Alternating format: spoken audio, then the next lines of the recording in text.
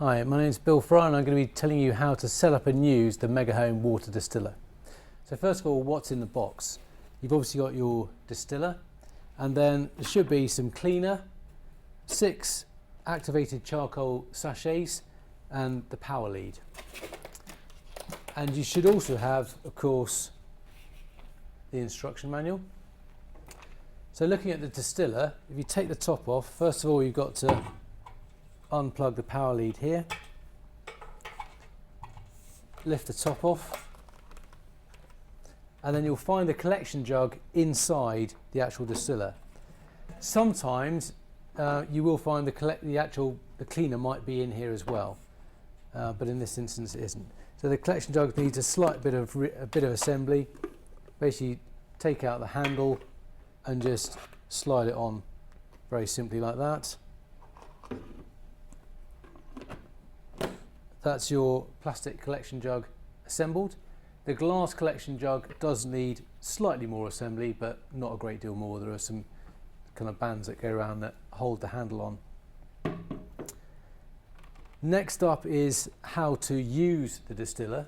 So what you'll find is on the inside, if you look around, you'll see the word full with a line just below that word. So you fill it up to the line that's just below the word full with ordinary tap water. Now normally a distillation can take sort of 4 to 6 hours, but you can, if you want to reduce the time, you can actually start with hot water. So if you just use hot water from a tap, you'll probably take about half an hour to 45 minutes off your distillation time.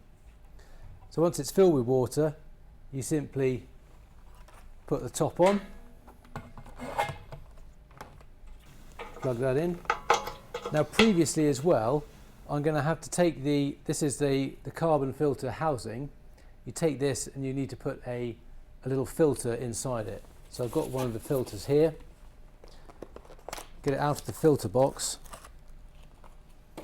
They're like a little kind of tea bag. The thing to do is just to get the carbon fairly flat, like that.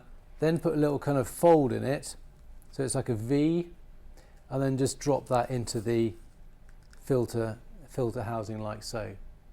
And then to attach it, it's going in like that with the nozzle here on the outside. The best way is just to literally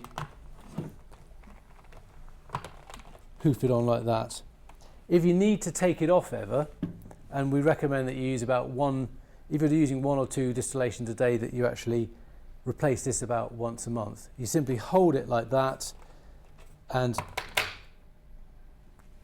bend it out like that. So I'll just demonstrate that again, because that's sometimes people get a bit confused with that. Simply hold the housing and twist it and break it away. That's the way to bring it out. So once that's in place there, you then get the collection jug and just position it quite carefully so that it's in the kind of, there's a hole that it goes into when you lift up this little flap here. And then I've got this around the wrong way, but I'll just put it the right way so you can see more easily.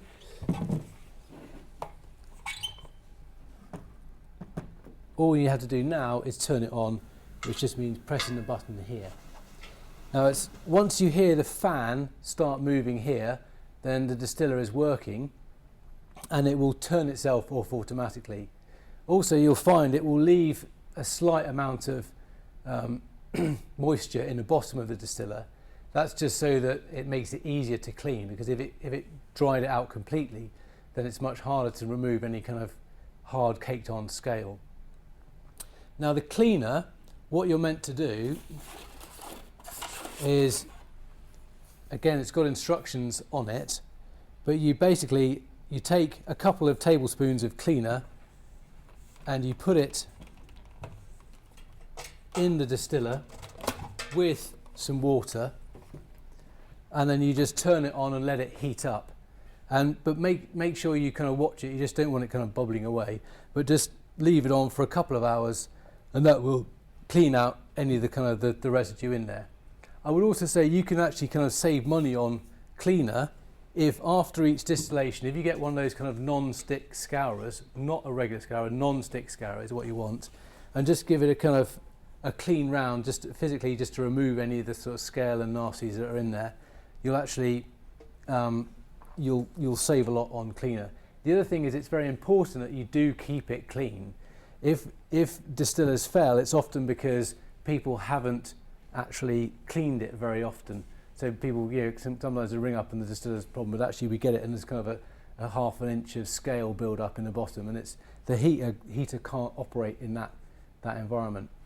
The other thing to be aware of is that there's enough air around the top of the distiller.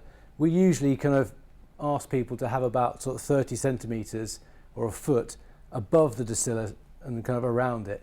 If sometimes people want to put it underneath a kind of a sink in a tiny little cupboard, that doesn't really work, and that can lead to the motor here burning out. So you need lots of air around the distiller. And that is pretty much it. Thank you very much.